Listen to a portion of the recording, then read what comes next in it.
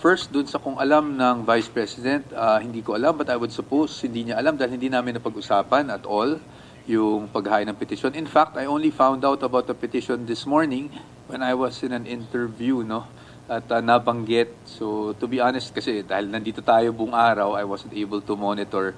Hindi ko po nabalitaan yung petition. Pagdating naman sa defense team, ako po categorically masasabi ko na hindi namin alam na magkakaroon ng petisyon or may plano mang magkaroon ng petisyon.